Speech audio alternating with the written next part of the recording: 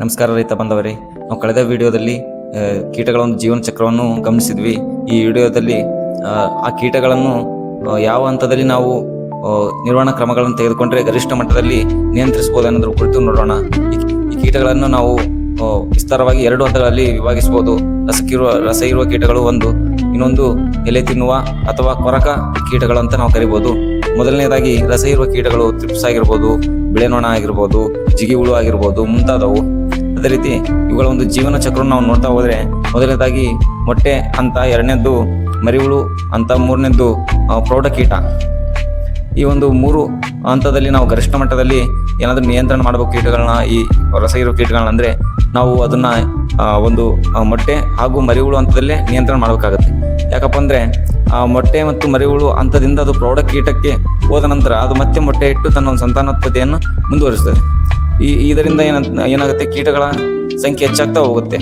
ಹಾಗಾಗಿ ನಾವು ಮೊಟ್ಟೆ ಅಥವಾ ಮರಿಹುಳು ಹಂತದಲ್ಲೇ ಅವುಗಳನ್ನ ನಿರ್ವಹಣಾ ಕ್ರಮಗಳನ್ನು ತೆಗೆದುಕೊಂಡ್ರೆ, ಅದು ನೀವು ಸಾವಯವ ರೀತಿಯಲ್ಲಾಗಿರ್ಬೋದು ಅಥವಾ ರಾಸಾಯನಿಕ ರೀತಿಯಲ್ಲಾಗಿರ್ಬೋದು, ಆ ಒಂದು ಮೊಟ್ಟೆ ಹಾಗೂ ಮರಿಹುಳು ಹಂತದಲ್ಲೇ ನೀವು ನಿಯಂತ್ರಿಸಿಬಿಟ್ರೆ ಅದು ಸಂತಾನೋತ್ಪತ್ತಿ ಹೆಚ್ಚಿಗೆ ಆಗೋದಿಲ್ಲ, ಅದು ಪ್ರೌಢಕೀಟ ಆಗೋದಿಲ್ಲ, ಅದು ಪ್ರೌಢಕೀಟ ಮೊಟ್ಟೆಗಳನ್ನ ಇಡೋದಿಲ್ಲ.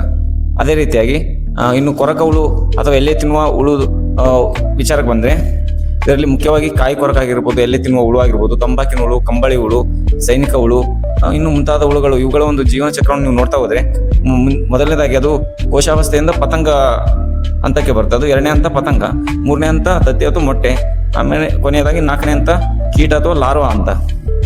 ಈ ಒಂದು ಹಂತದಲ್ಲಿ ಕೊರಕ ಅಥವಾ ಎಲೆ ತಿನ್ನುವ ಕೀಟಗಳನ್ನ ಅದರ ಜೀವನ ಚಕ್ರವನ್ನು ಗಮನಿಸಿದಾಗ, ಯಾವ ಹಂತದಲ್ಲಿ ನಾವು ನಿರ್ವಹಣಾ ಕ್ರಮ ಅಥವಾ ನಿಯಂತ್ರಣ ಕ್ರಮಗಳನ್ನು ತೆಗೆದುಕೊಂಡ್ರೆ ಗರಿಷ್ಠ ಹಂತದಲ್ಲಿ ಅವನ್ನು ನಿಯಂತ್ರಿಸಬಹುದಂದ್ರೆ, ಅದು ತತ್ತಿ ಅಥವಾ ಮೊಟ್ಟೆ ಹಂತ, ಅದರೊಂದಿಗೆ ಆ ಒಂದು ಲಾರ್ವಾ ಅಂತ ಏನಿದೆ ಅಲ್ಲ, ಅದರಲ್ಲೇ ಮೊದಲೇ ಅಥವಾ 2ನೇ ಹಂತದಲ್ಲೇ ನಾವು ನಿಯಂತ್ರಣ ಕ್ರಮಗಳನ್ನು ತೆಗೆದುಕೊಂಡ್ರೆ ಗರಿಷ್ಠ ಮಟ್ಟದಲ್ಲಿ ಈ ಒಂದು ಎಲೆ ತಿನ್ನುವ ಅಥವಾ ಕೊರಕ ಹುಳುಗಳನ್ನು ನಿಯಂತ್ರಿಸಬಹುದಾಗಿದೆ.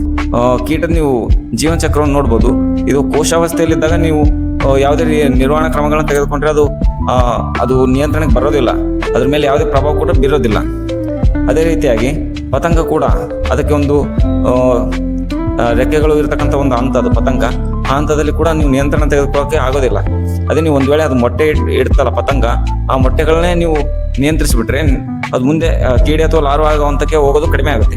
ಅದೇ ರೀತಿ ಆ ಲಾರ್ವಾ ಹಂತದಲ್ಲಿನೇ ನೀವು ಮರಿಹುಳು ಅಂದ್ರೆ ಮೊದಲ ಅಥವಾ 2ನೇ ಹಂತದಲ್ಲೇ ಇದ್ದಾಗ ನೀವು ನಿಯಂತ್ರಣ ಕ್ರಮಗಳನ್ನು ತೆಗೆದುಕೊಂಡ್ಬಿಟ್ರೆ, ಅದು ಸಾವಯವವಾಗಿರ್ಬೋದು ಅಥವಾ ರಾಸಾಯನಿಕವಾಗಿರ್ಬೋದು, ನೀವು ನಿಯಂತ್ರಣ ಕ್ರಮಗಳನ್ನು ತೆಗೆದುಕೊಂಡ್ಬಿಟ್ರೆ ಅದು ಕೋಶಾವಸ್ಥೆಗೆ ಹೋಗೋದಿಲ್ಲ.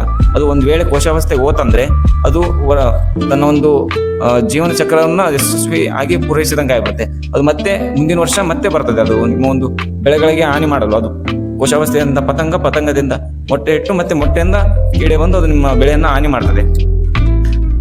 ಒಂದ್ ವೇಳೆ ಅದೇನಾದ್ರೂ ಲಾರ್ವಾ ಅಥವಾ ಕೀಟ ತನ್ನ ಮೊದಲ 2ನೇ ಹಂತಗಳನ್ನು ಯಶಸ್ವಿಯಾಗಿ ಪೂರೈಸಿ ನಂತರದ ಹಂತದಲ್ಲಿ ದೊಡ್ಡ ಕೀಟವಾಗಿ ಏನಾದ್ರು ಪರಿವರ್ತನೆ ಹೊಂದಿತ್ತಂದ್ರೆ, ಆ ಸಮಯದಲ್ಲಿ ನೀವು ನಿಯಂತ್ರಿಸೋದು ಬಹಳ ಕಷ್ಟ ಆಗುತ್ತೆ.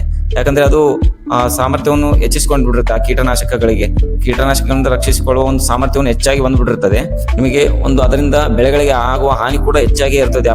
ನಂತರದ ಒಂದು ಹಂತದ ದೊಡ್ಡ ಕೀಟದಿಂದ ಒಂದು ಆರ್ಥಿಕ ನಷ್ಟ ಕೂಡ ಹೆಚ್ಚಿಗೆ ಆಗುತ್ತೆ. ಯಾಕಂದ್ರೆ ಅದು ಬೆಳೆಗಳನ್ನು ಭಾಗಶಃ ಬಹಳಷ್ಟು ಪ್ರಮಾಣವನ್ನು ತಿಂದು ಹಾಕಿಬಿಡ್ತದೆ.